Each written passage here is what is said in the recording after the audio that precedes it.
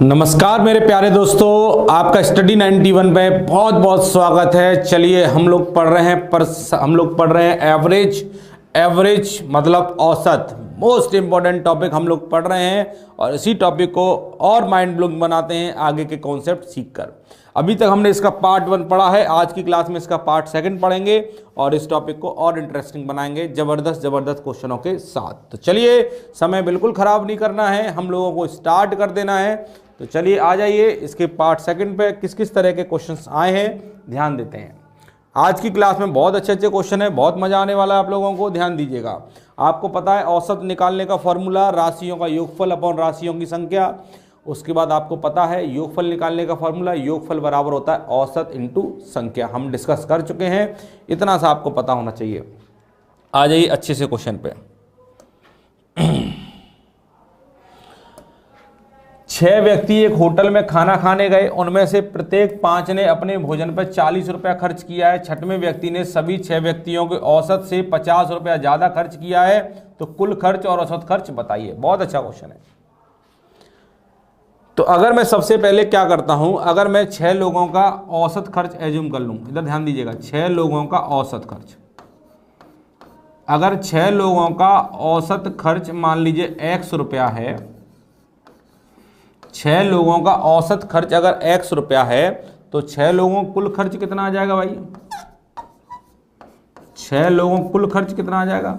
तो 6 लोगों कुल खर्च कितना आ जाएगा? औसत तो x है और संख्या कितनी है? 6, तो 6 इंटू x कितना आ गया? 6x। ये 6 लोगों का कुल खर्च है। सबसे पहले तो मैंने ये मान लिया कि भाई 6 लोगों का जो औसत खर्चा है वो x के बराबर है, तो 6 लोगों का टोटल खर्चा कितना आ जाएगा? औसत इंटू संख्या 6x के बराबर। अब आ जाइए, 6 व्यक्ति थे एक होटल में खाना खाने के, उनमें से 5 लोगों ने अपने खाने पर 40 रुपया खर्च किया। तो बताइए 5 लोगों का कुल खर्च कितना आया होगा? 5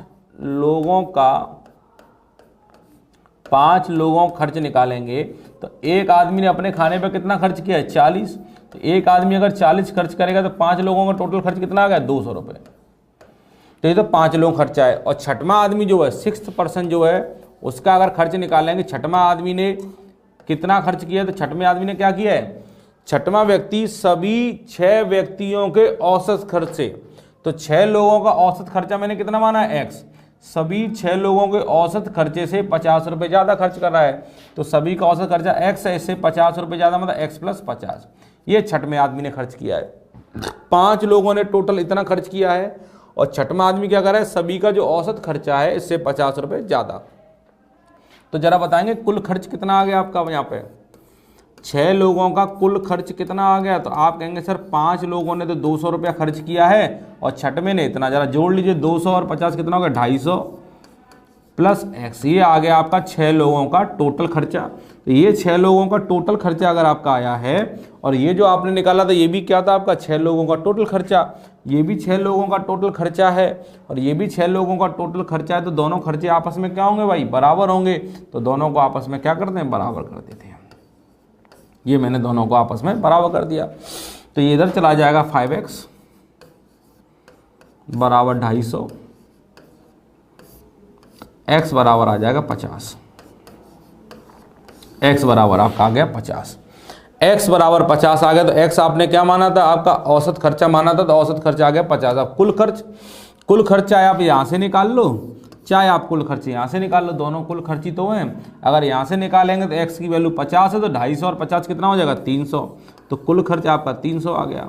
अगर आप यहाँ से निकालेंगे, x की वैल्यू आपकी 50 है, तो 6 इंटू 50 कितना आ जाएगा मेरे भाई? 300 आ जाएगा।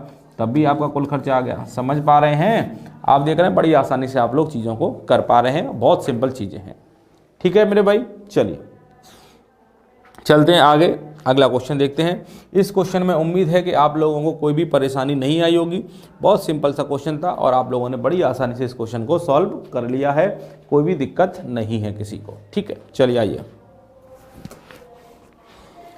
6 व्यक्ति एक होटल में खाना खाने जाते हैं, उनमें से 5 दोस्तों में से प्रत्येक ने अपने भोजन पर 32 रुपया खर्च किया है और 6वें व्यक्ति ने सभी 6 व्यक्तियों के औसत से 80 रुपया खर्च किया है। तो कुल खर्च और औसत खर्च बताइए। भाई सेम क्वेश्चन है, सेम तरीके से सॉल्व करेंगे। सबसे पहले क्या करिए, आप 6 लोगों का औसत खर्चा कुछ मान लीजिए।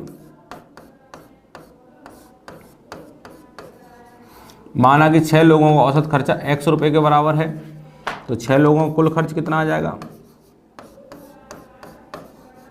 6 लोगों का कुल खर्च कितना आ जाएगा? 6x के बराबर, है ना। औसत खर्चा x के बराबर आ गया तो कुल खर्च 6x के बराबर आ जाएगा। अब इनमें से 5 दोस्तों में से प्रत्येक ने अपने खाने पर 32 रुपया खर्च किया, तो बताइए 5 लोगों का खर्च निकालो।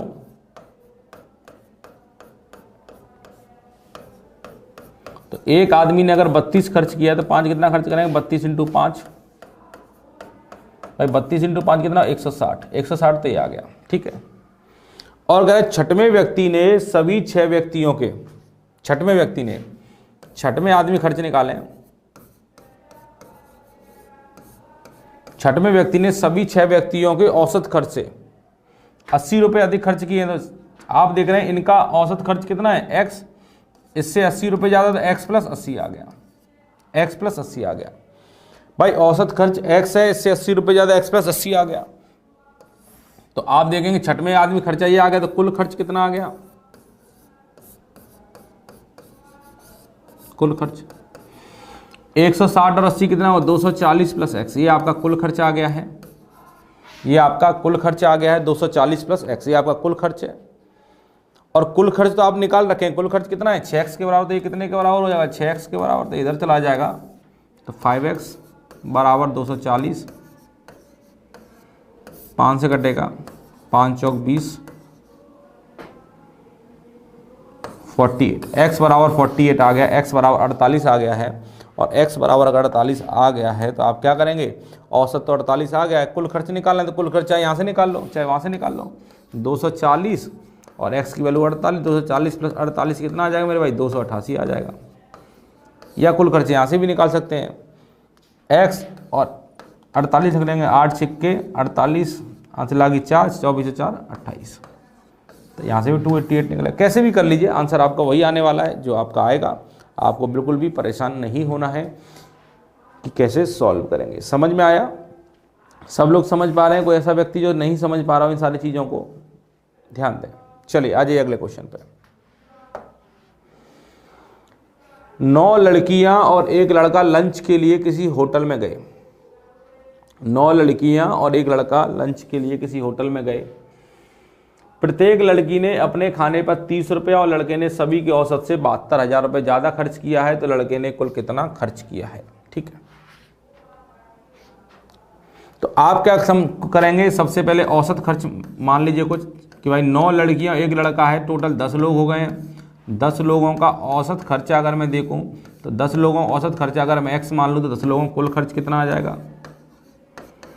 कुल खर्च कितना आ जाएगा? औसत आपका x है, संख्या 10 है, 10 इंटू एक्स, ये आपका कुल खर्चा आ गया 10x। ठीक है, अब 9 लड़कियां एक लड़का है, होटल में गए, इसमें प्रत्येक लड़की ने अपने खाने पर 30 रुपये खर्च किया। ध्यान दीजिएगा, प्रत्येक लड़की ने, गर्ल्स।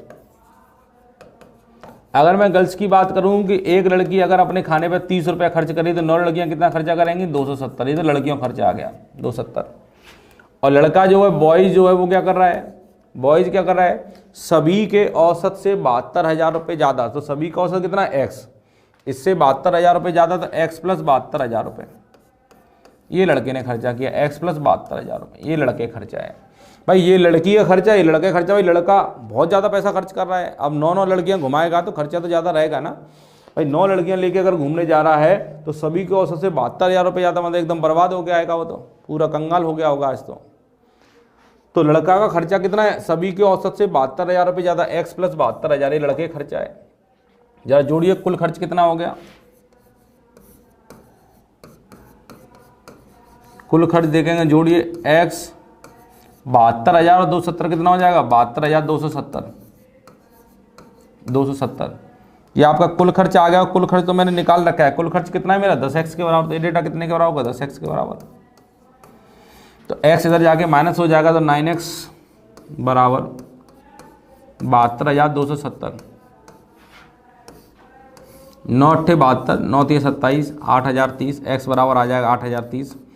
x की वैल्यू 8,030 आ गई, तो आपसे पूछा क्या है? लड़के ने टोटल कितना खर्चा किया है? तो लड़के खर्चा आपको दिख रहा है, x प्लस 72,000 ये लड़के खर्चा, ये कितने के बराबर है? तो बताइए, x की वैल्यू तो 8,030 है, इससे 72,000 रुपये ज़्यादा, तो आप जोड़ लीजिए। 72,000 को अगर 8,000 में जोड़ेंगे 80,000 और 30 जोड़ेंगे तो 80,000, 30 रुपया लड़के ने खर्च किया। बताइए इतना पैसा कोई खर्च करता है क्या लड़कियों पे?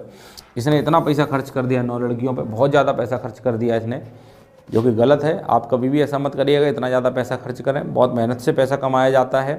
तो आप कोशिश करें कि 8,000 80,000 30 की जगह सिर्फ 800 रुपये खर्च करें। 800 रुपये खर्चा कर सकते हैं, पर 80,000 रुपये बहुत ज़्यादा होते हैं। ठीक है, चलिए बताइए क्या समस्या है इस क्वेश्चन को समझने में, किसको क्या दिक्कत आई है इस क्वेश्चन को समझने में? जल्दी जल्दी मुझे बताएंगे चीज़ें आपकी समझ में आई हैं कि नहीं आई हैं।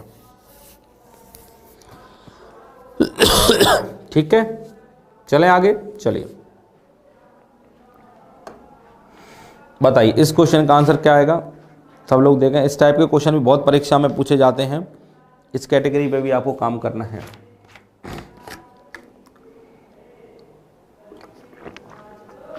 सब लोग क्वेश्चन को पढ़ेंगे और बताएंगे आंसर क्या आने वाला है।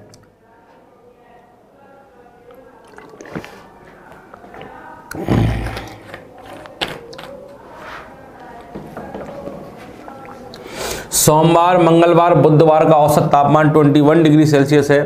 मंगल, बुध और बृहस्पति का औसत तापमान 18 डिग्री सेल्सियस है। बृहस्पति का तापमान 21 है और सोमवार का तापमान क्या होगा? सोम, मंगल, बुध मतलब मंडे, ट्यूसडे और वेडनेसडे, इसका औसत तापमान 21 है। तो योगफल कितना आ जाएगा? देखिए इन तीनों का औसत दिया गया 21, तो इनका योगफल कितना आ गया? 21 डिग्री सेल्सियस इंटू 3, तो कितना आ गया? 63 डिग्री सेल्सियस। भाई योगफल निकालते हैं, योगफल कैसे निकालते हैं? योगफल बराबर होता है औसत इंटू संख्या। औसत 21 है, संख्या 3 है, तो ये आ गया तीनों का। मंगल, बुध और बृहस्पति, मंगल, ट्यूसडे, वेडनेसडे और थर्सडे,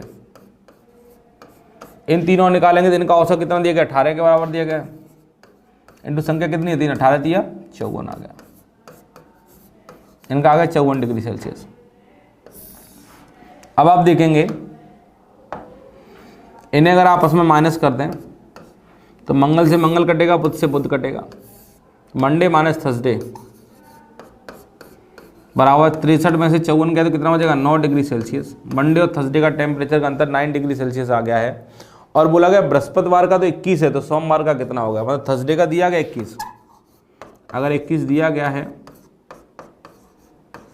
21 और 9 कितना हो जाए? 21 और 9 30 डिग्री सेल्सियस हो जाएगा, 30 डिग्री सेल्सियस।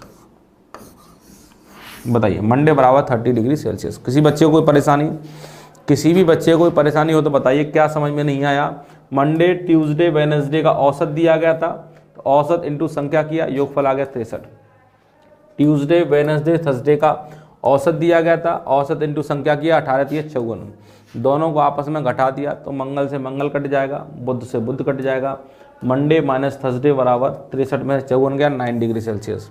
अब थर्सडे का पता है 21 है, तो यहाँ 21 रख दिया, 21 इधर जाएगा, 21 और 9 30 डिग्री सेल्सियस हमारा आ गया है, जो कि एकदम सही आंसर है, आपकी समझ में आ गया होगा।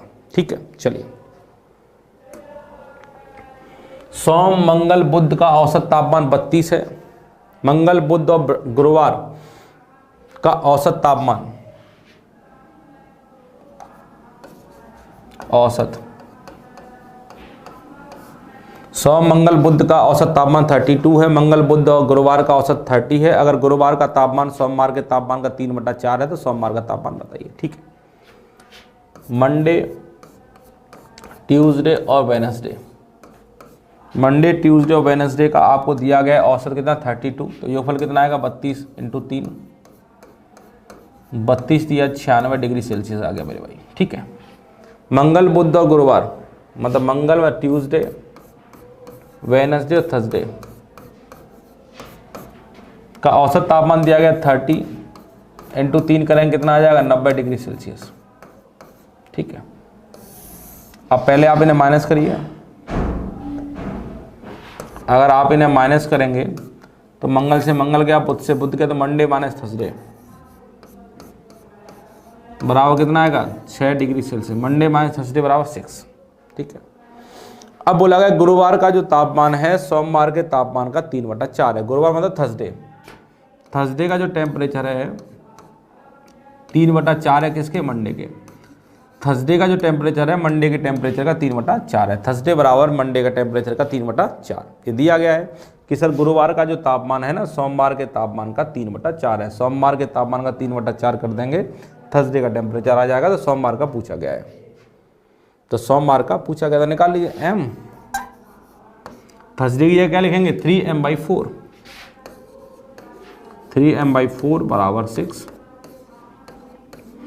4 इधर जाएगा 4m माइनस 3m, m/4 बराबर 6, तो आप सीधा 6 चौक 24। तो मंडे का आ जाएगा 24 डिग्री सेल्सियस, ये आपका आंसर है, लिख लीजिए।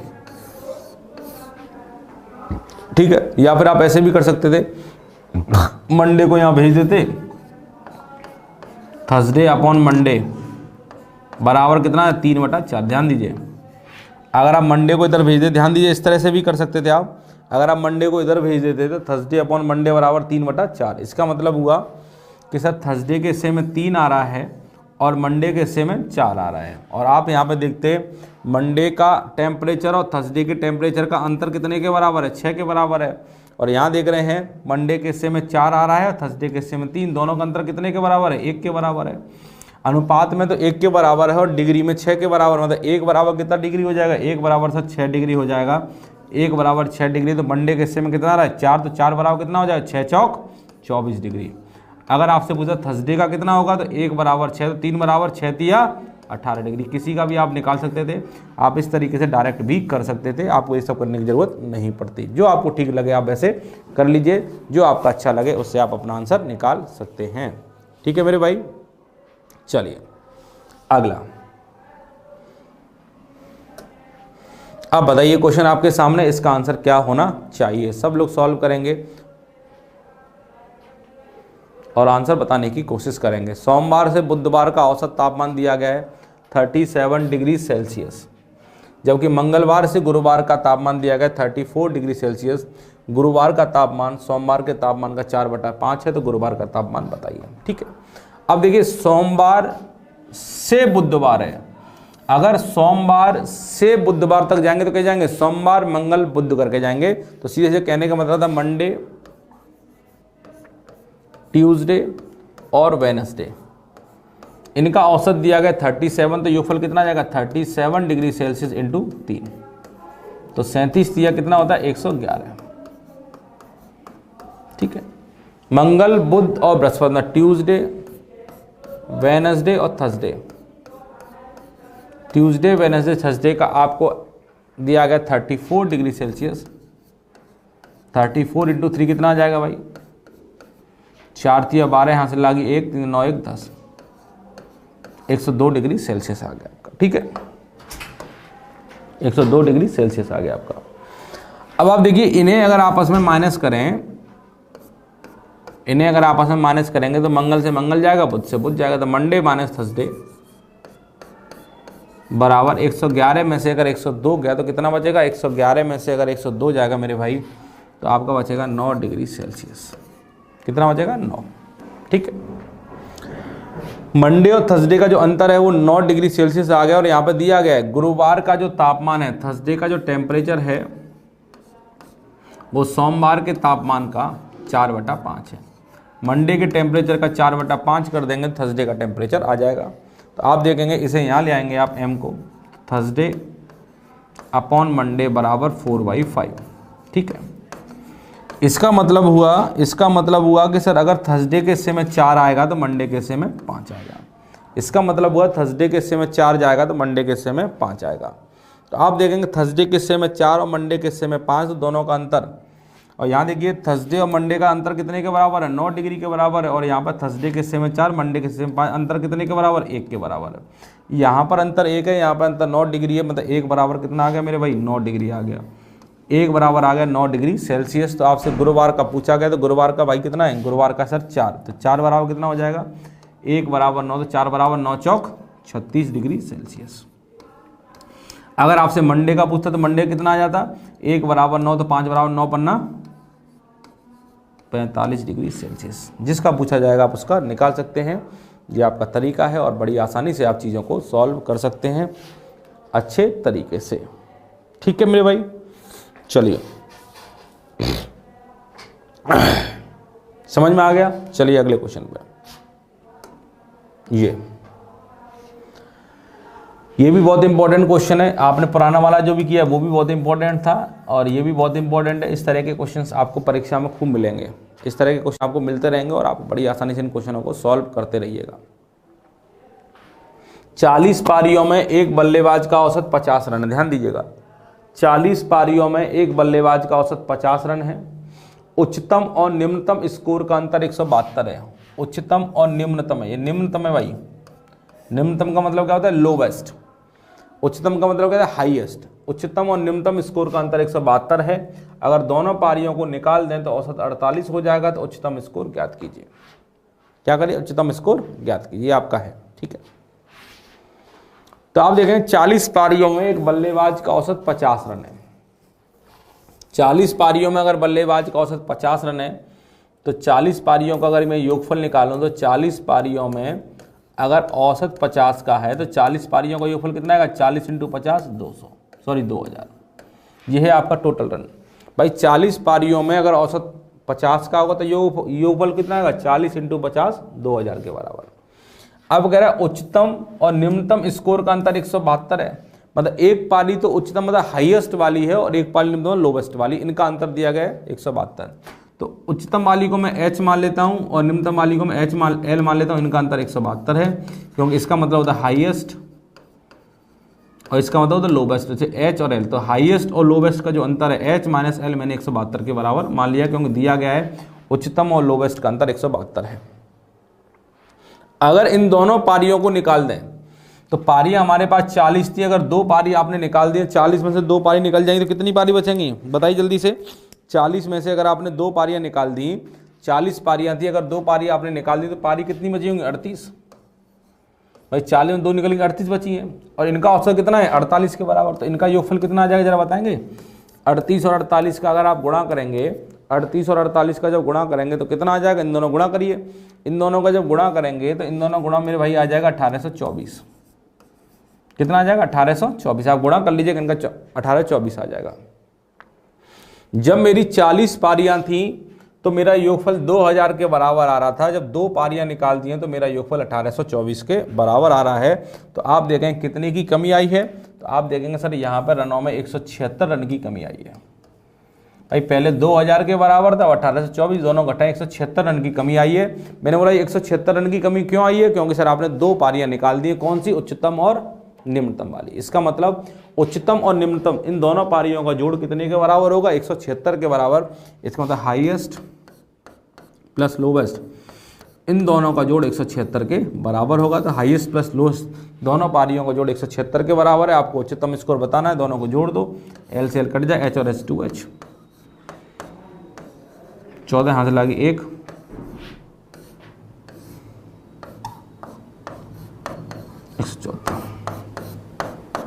174। हाईएस्ट में 174 हो गया है।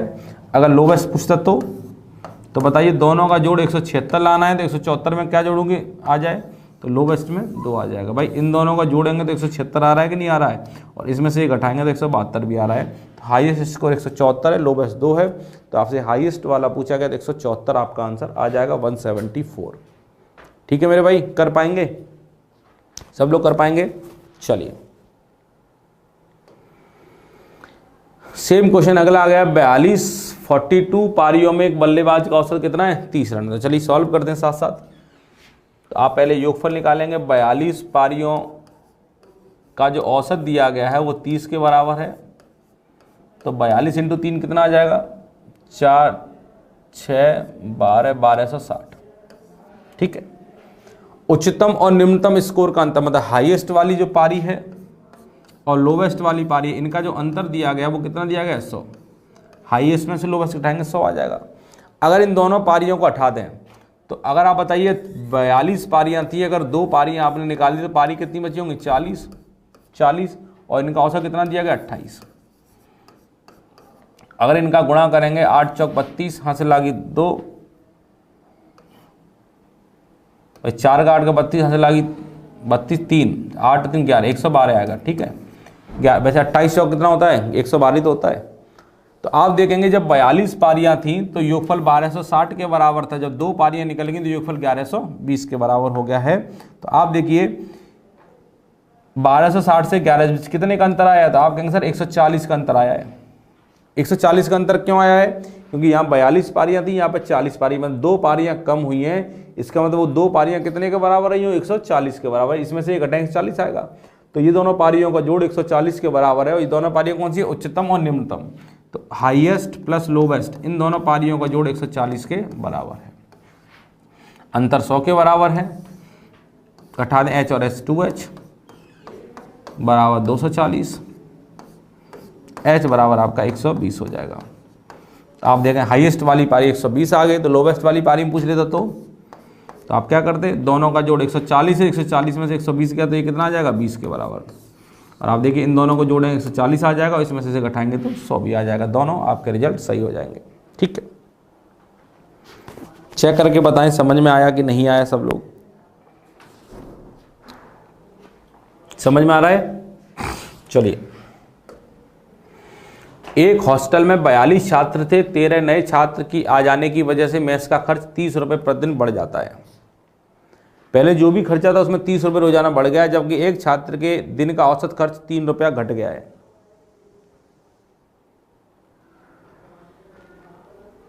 ₹3 घट गया है। तो शुरुआत का मेस का खर्च क्या था? ठीक है, एक हॉस्टल में 42 छात्र थे। देखिए मैंने क्या किया, एक हॉस्टल में 42 छात्र थे। मान लीजिए 42 छात्रों का जो औसत खर्च था, एवरेज खर्च था, माना कि 42 छात्रों का औसत खर्च x के बराबर था। ये कितने छात्रों का है? 42 का। तो कुल खर्च कितना आ जाएगा 42 का? तो 42 छात्रों का कुल खर्च आ गया भाई, औसत x है, x इंटू 42 कितना गया? 42x के बराबर। ठीक है, अब अगर 13 नए छात्र आ गए हैं, अगर 13 लोग नए आ गए हैं, तो पहले 42 लोग थे, अगर 13 और प्लस हो जाएंगे तो 42 से 13 कितना हो जाएगा? 55 हो जाएगा। अब छात्र 55 हो गए। आ जाने की वजह से मेस का खर्च 30 रुपये की वृद्धि हो गई है। तो पहले आपका कुल खर्च कितना था? 42x के बराबर। अब जब 13 लोग और आ गए हैं तो आपका अब कुल खर्च कितना हो गया मेरे भाई? अगर अब आप कुल खर्च निकालेंगे तो पहले 42x के बराबर था, अब कुल खर्च में 30 रुपये की वृद्धि आ गई, तो अब कुल खर्च कितना हो जाएगा? 42x plus 30। भाई पहले टोटल खर्चा इतना आ रहा था, अब जब 13 लोग नए आ गए तो खर्चे में 30 रुपये की वृद्धि होगी, तो खर्चा हो जाएगा 42x प्लस 30। अगर औसत के अकॉर्डिंग निकालें तो औसत में क्या हो रहा है? औसत में 3 रुपये की कमी हो गई है। तो पहले औसत x का था, तो अब औसत कितना हो जाएगा? 3 रुपये की कमी होगा, औसत कितना होगा? x minus 3। अगर 55 लोगों का औसत x माइनस 3 हो गया तो 55 लोगों का कुल खर्च कितना हो जाएगा? यहाँ से निकालेंगे तो आप कहेंगे सर औसत अगर x माइनस 3 है तो कुल खर्च कितना हो जाएगा? 55 इंटू x माइनस 3। आप देख रहे हैं, अगर आप यहां से टोटल खर्चा निकाल लेते तो इस खर्चे में सीधा 30 रुपये बढ़ा के खर्चा आ गया था। अगर औसत से निकालें तो औसत में 3 की कमी हुई तो औसत x माइनस 3 हो गया। 55 लोगों का औसत अगर x माइनस 3 है तो 55 लोगों का कुल खर्चा कितना है? 55 x माइनस 3। तो आप देखेंगे ये भी आपका 55 लोगों का टोटल खर्चा निकाला है आपने, और ये भी आपने 55 लोगों का टोटल खर्चा निकाला है। ये भी 55 लोगों का खर्चा है, ये भी खर्चा है, तो ये दोनों आपस में क्या होंगे? बराबर होंगे। दोनों को बराबर कर दीजिए। 42x प्लस 30 बराबर 55 का अंदर गुणा कर देंगे 55x, अब 55 इंटू 3 करेंगे 165 आ जाएगा।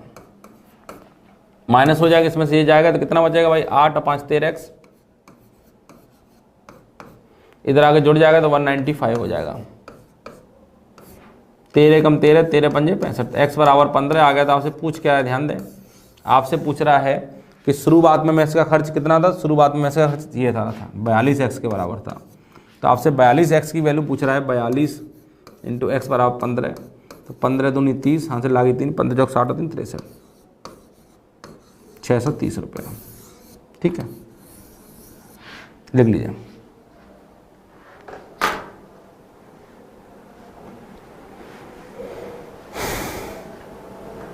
बताइए कोई दिक्कत?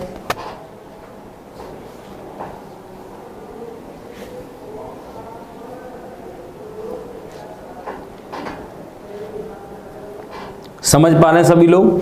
42 लोगों का मैंने औसत खर्चा x के बराबर माना था, तो कुल खर्च आ जाएगा 42 इंटू एक्स 42x। अब अगर 13 लोग नए आ गए हैं तो लोग हो जाएंगे 55, और कुल खर्चे में 30 रुपये की वृद्धि है, तो कुल खर्चा हो जाएगा 42x प्लस 30। एक तरीका तो यह कुल खर्चा निकालने का, या फिर आप देख रहे हैं छात्र के औसत में 3 रुपये घट गया है, पहले औसत x का था, 3 रुपये घट जाएगा तो x-3 हो जाएगा, तो कुल खर्च कितना आ जाएगा 55 इंटू x-3। ये भी कुल खर्चा है, ये भी कुल खर्चा है, दोनों आपस में बराबर कर दिए तो x की वैल्यू आ गई 15।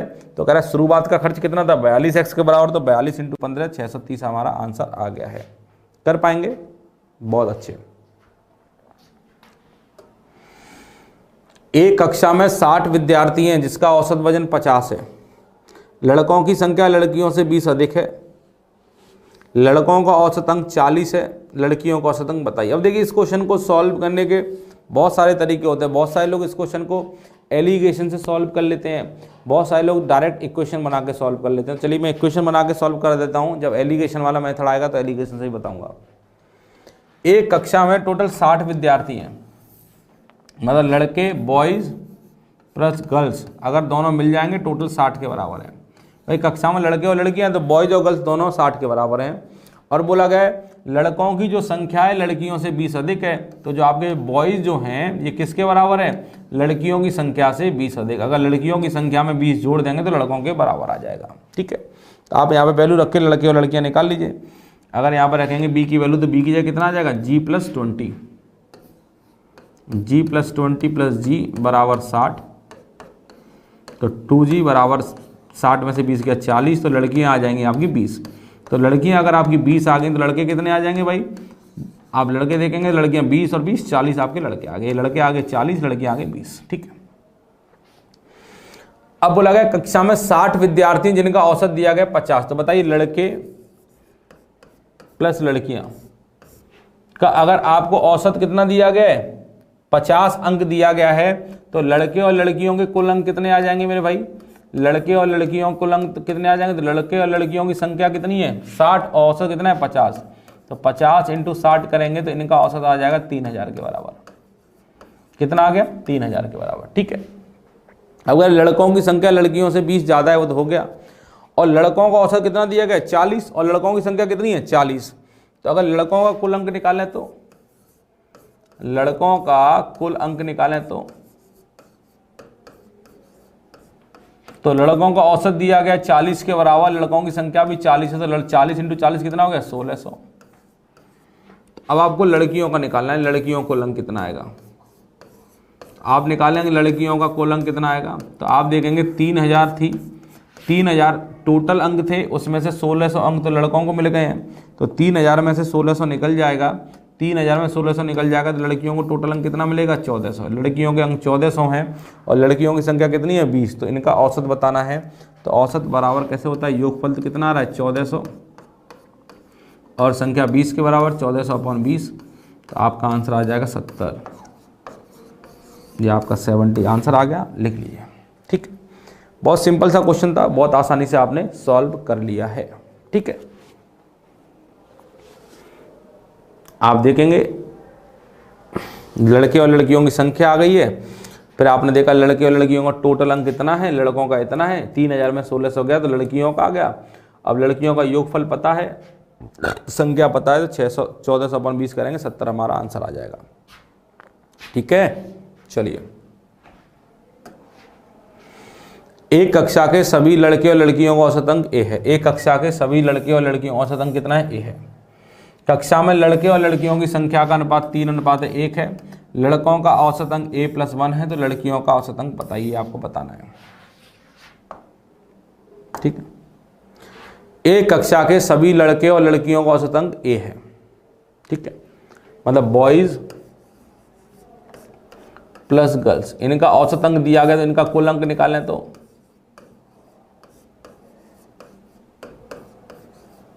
आप देखेंगे लड़के और लड़कियों की संख्या का अनुपात कितना दिया गया? बॉयज और गर्ल्स की संख्या का अनुपात दिया गया 3:1। तो आप ऐसा करिए, आप ऐसा मान लीजिए कि माना कि लड़कों की संख्या 3 के बराबर है तो लड़कियों की संख्या 1 के बराबर हो जाएगी। तो दोनों कितने के बराबर हो गए? 4 के बराबर। लड़के 3 हैं तो लड़कियां 1, लड़के टोटल मिला के 4 के बराबर हो गए हैं। तो लड़के और लड़कियों कुल अंक कितना आ जाएगा? औसत तो ए है और संख्या कितनी है 4, तो 4 इंटू ए कितना हो गया 4a। ये दोनों का आ गया। अगर मैं लड़कों का निकालूं तो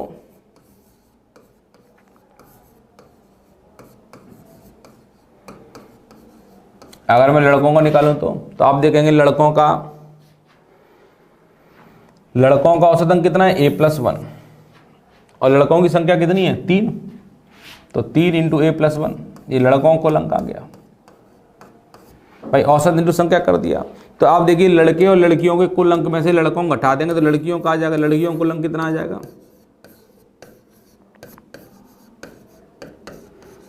घटाइए, ये गुणा करेंगे कितना आ जाएगा 3a + 3।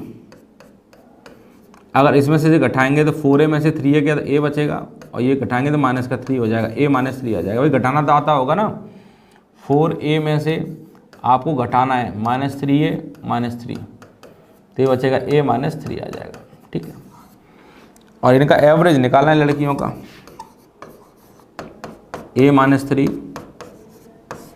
और आप देखें लड़कियों की संख्या कितनी है, लड़कियों की संख्या a है, तो a - 3/1, तो आपका आंसर आ जाएगा a - 3।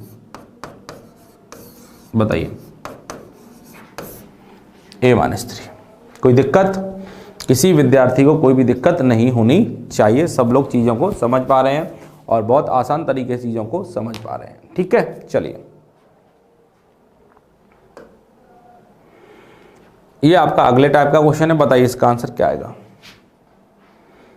10 विद्यार्थियों का औसत अंक आपको दिया गया है, 10 लोगों का औसत अंक कितना दिया गया है, 58 के बराबर है।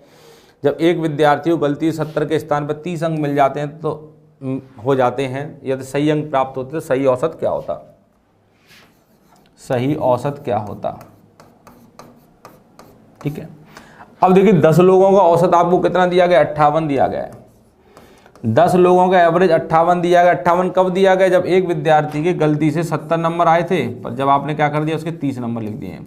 आए तो उसके 70 नंबर थे, गलती से आपने 30 नंबर लिख दिए हैं, और जब 30 नंबर लिखे गए तब औसत कितना है 58। अगर सही अंक लिखे जाते तो औसत क्या आता, तो आप बताइए 70 की जगह 30 लिख गए, अगर सही अंक लिखे जाते तो अंकों में कितनी की वृद्धि हो जाती, 40 नंबरों की वृद्धि हो जाती, 40 नंबरों की वृद्धि हो जाती। अगर वृद्धि होती तो औसत बढ़ जाता, कितना बढ़ जाता, 40 नंबरों की वृद्धि होती। कितने लोगों में, कितने लोग हैं 10, तो 10 लोगों के बीच में अगर 40 नंबर बढ़ जाते तो एक के हिस्से में कितना नंबर बढ़ता, 4। तो अगर हर किसी के हिस्से में 4 बढ़ता तो औसत भी 4 बढ़ के 58 और 4 कितना हो जाएगा मेरे भाई, 58 और 4 बढ़ के 62 आ जाता। ये आपका आंसर आता। बताइए समझ पा रहे हैं भाई। ये 70 है, ये 30 है, तो आप देखें वृद्धि करेंगे तो कितना हो गया 40 हो गया है। 40 की वृद्धि 10 लोगों में करेंगे, 40/10 कितना आ जाएगा, 4 हमारा रिजल्ट आ जाएगा, जो कि आप बड़ी आसानी से कर पा रहे हैं। चलिए 10 विद्यार्थियों का औसत अंक, औसत लगा लीजिएगा, 10 विद्यार्थियों का औसत अंक 68 है। कब है, जब एक विद्यार्थी को 80 के बदले 30 और दूसरे को 50 के बदले 40 मिल जाते हैं। अगर सही नंबर मिलते तो उनका औसत अंक क्या होता। क्वेश्चन होता है अगर सही नंबर मिलते, अगर सही अंक मिलते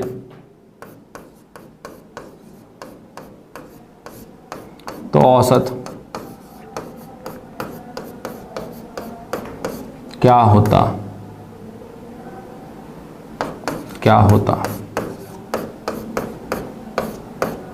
अगर सही अंक मिलते तो औसत अंक क्या होता। तो आप देखेंगे 10 लोगों का जो औसत अंक है वो 68 दिया गया आपको, ठीक है। अब अगर एक विद्यार्थी को 80 के बदले 30, मतलब उसके नंबर जो आए थे वो 80 आए थे, पर दिए कितने नंबर गए 30।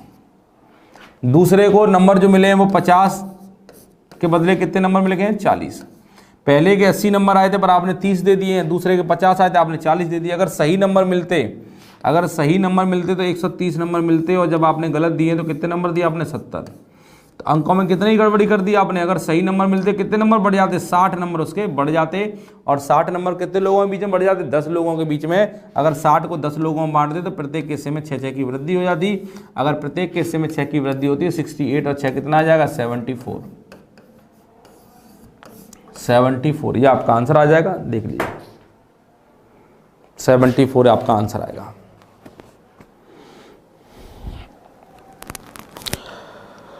बताइए कर पाएंगे,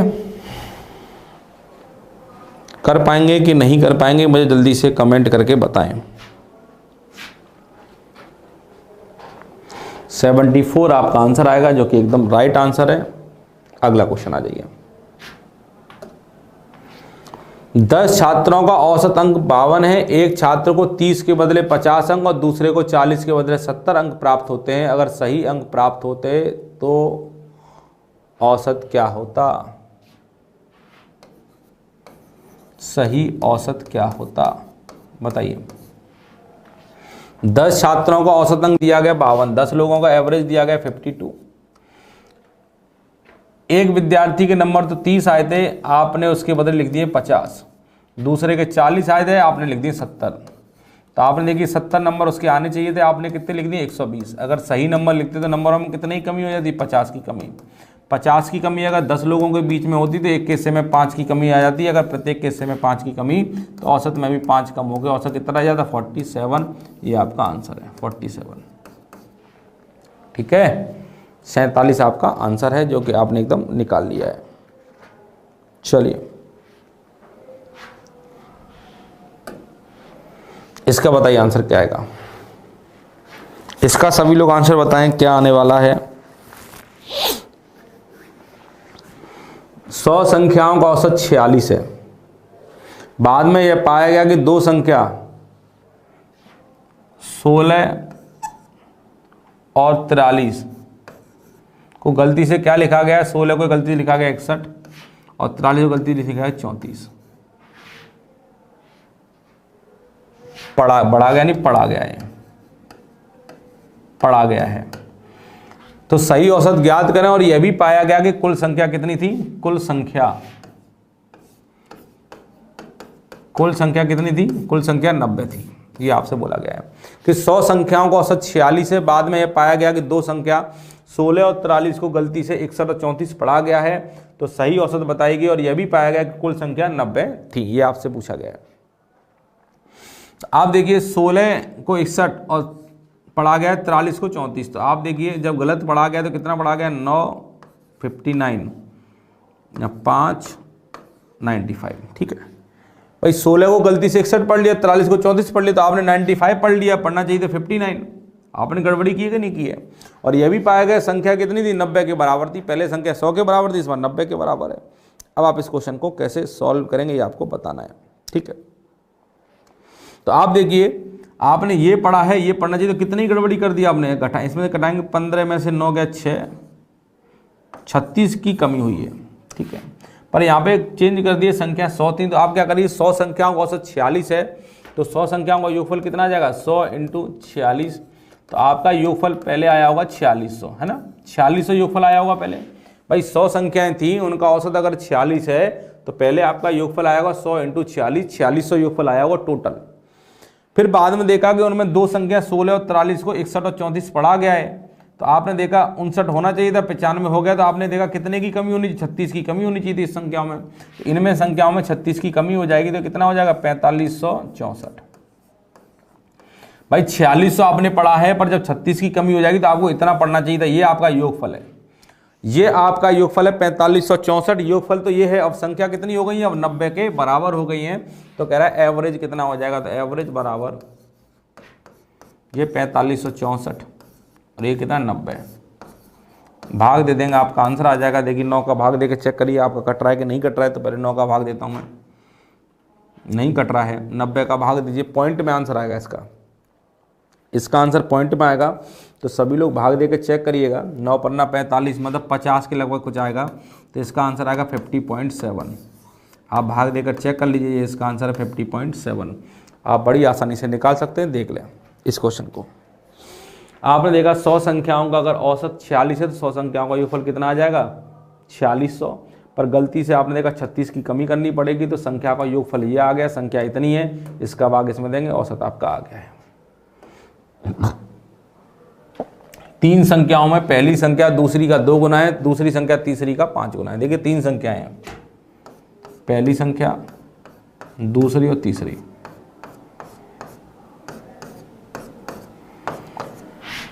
जो 3 संख्याएं हैं उनमें पहली वाली जो संख्या है दूसरी वाली संख्या का 2 गुना है और दूसरी वाली संख्या तीसरी वाली की 5 गुनी है। तीसरी वाली को अगर x मान लूंगा तो दूसरी वाली जो है इसकी 5 गुनी, x का 5 गुना 5x आ गया। और पहली वाली जो है दूसरी वाली की 2 गुनी है तो 5 का 2 गुना कितना हो जाएगा? 10x आ जाएगा। भाई ये आपका रिजल्ट आ गया। ठीक है, कि भाई दूसरी वाली संख्या तीसरी वाली की 5 गुना से x माना, इसका 5 गुना 5x आ गया, इसका 2 गुना 10x आ जाएगा। इनका एवरेज दिया गया है, इनका एवरेज क्या आ जाएगा, औसत दिया गया 64। तो आपको पता है इनका एवरेज आपको 64 दिया गया, तो औसत कैसे निकालते हैं, तो औसत बराबर राशियों का योगफल 10 और 5 15 और 1 16, राशियों का योगफल अपन राशियों की संख्या कितनी है 3, 16 चौक 64, 4 3 12, x बराबर 12 आ गया है। तो आपसे बोला बड़ी संख्या क्या है, तो बड़ी संख्या कितनी है, ये रही। तो 10 × 12 आपका आंसर आ जाएगा 120, आपका आंसर 120 आ जाएगा, जो कि एकदम राइट आंसर है। आप लोग चेक कर लें 120 आपको समझ में आया कि नहीं आया। ठीक है, कर लेंगे ऐसा क्वेश्चन। चलिए आगे चलते हैं।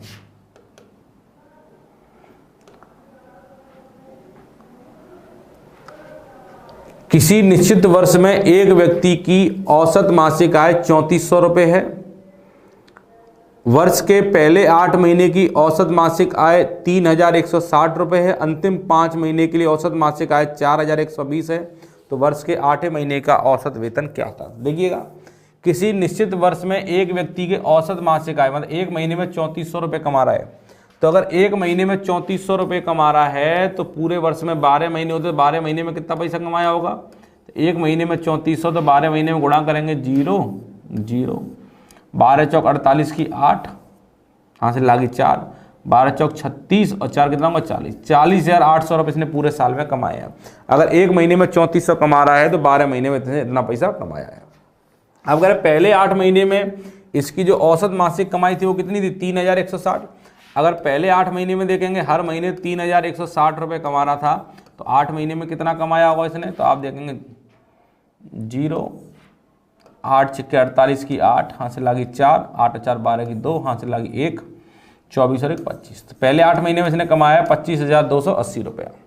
ठीक है, अंतिम 5 महीने में इसका औसत कमाई कितनी है 4120। अंतिम 5 महीने में देखें तो टोटल कितना आ जाएगा 0, 5 दूनी 10, यहाँ से लागी 1, 5 और 1 6, 5 चौक 20, ये आ गई है। ठीक है, आप देखेंगे जब हम पूरे साल की कमाई देख रहे हैं 40,800 आ रही है। जब पहले 8 महीने और अंतिम 5 महीने करके अगर हम देख रहे हैं तो आप देखिए टोटल कमाई कितने के बराबर है, जरा जोड़ के बताएं कितनी आएगी। 0, 8, 6 और 2 8, 5 और 4, 45,880 आ रही है।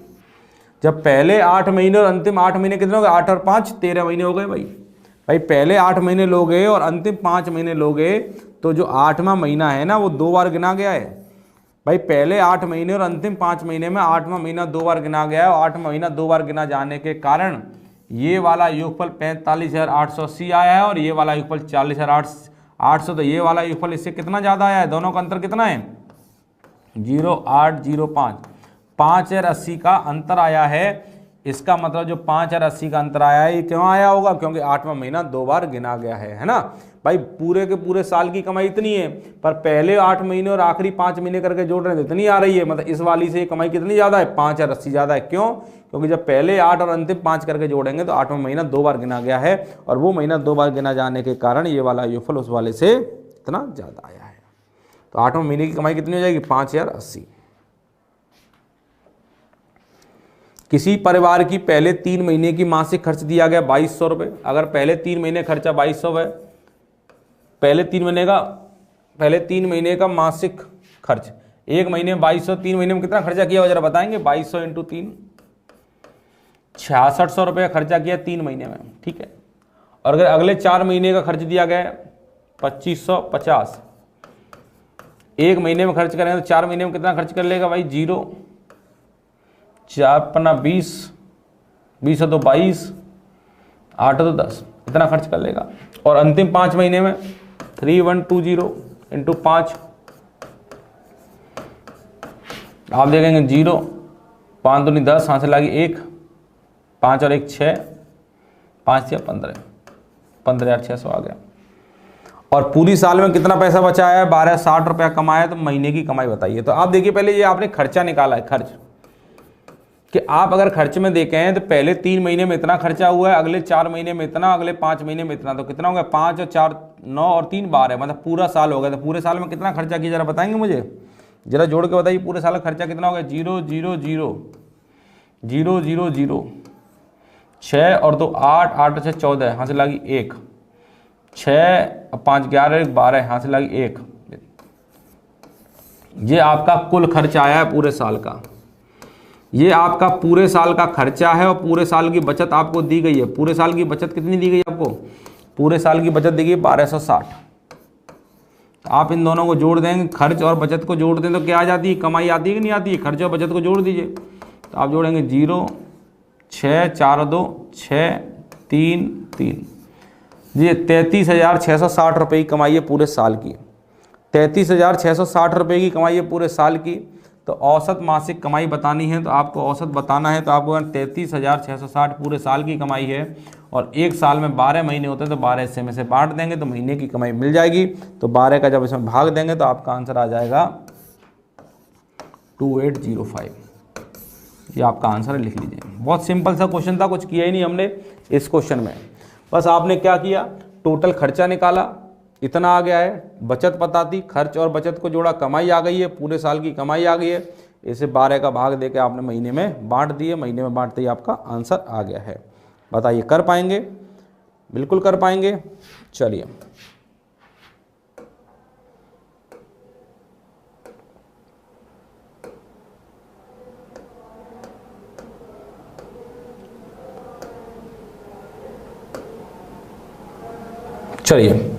इस क्वेश्चन का मुझे आंसर बताइए जल्दी से।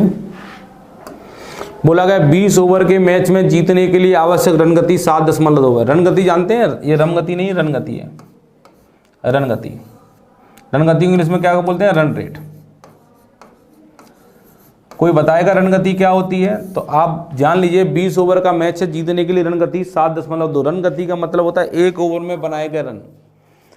अगर मैच अगर आपको जीतना है तो 1 ओवर में आपको 7.2 रन बनाने हैं। 20 ओवर का मैच है और 1 ओवर में 7.2 रन बनाएंगे तभी आप मैच जीत पाएंगे। तो रन रेट का मतलब होता है 1 ओवर में बनाए गए रन। तो आप देखिए 20 ओवर का मैच है और रन गति 7.2 की है, तो आपको कितने रन बनाने मैच जीतने के लिए, 1 ओवर में 7.2 रन। तो 20 ओवर में आप गुणा करें, 144 रन आपको बनाने हैं। अगर आप 144 रन बना लेंगे तो मैच जीत जाएंगे।